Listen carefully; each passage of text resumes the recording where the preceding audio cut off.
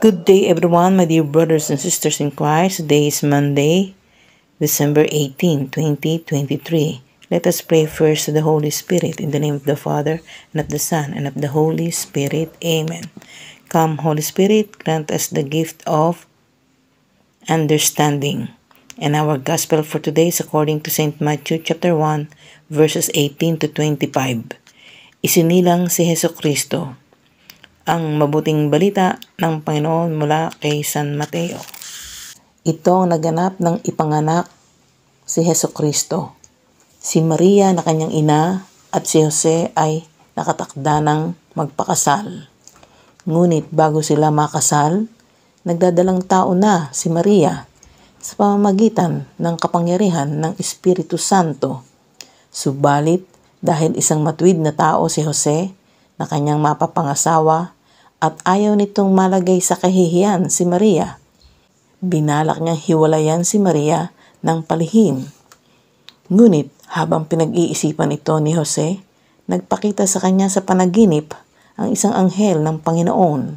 Sinabi nito sa kanya, "Jose, anak ni David, huwag kang matakot na pakasalan si Maria, sapagkat ang sanggol na dinadala niya ay mula sa Espiritu Santo.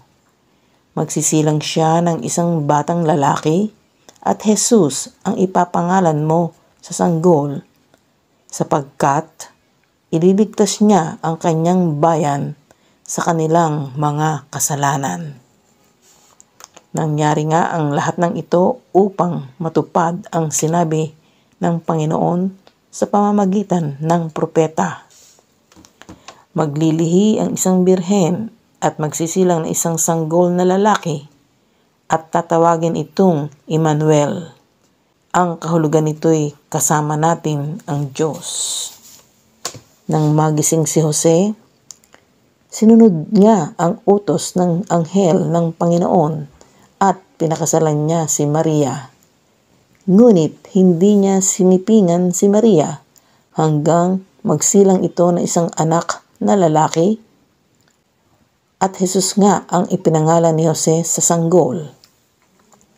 Ang mabuting balita ng Panginoon. Pinupuri ka namin, Panginoon Jesucristo.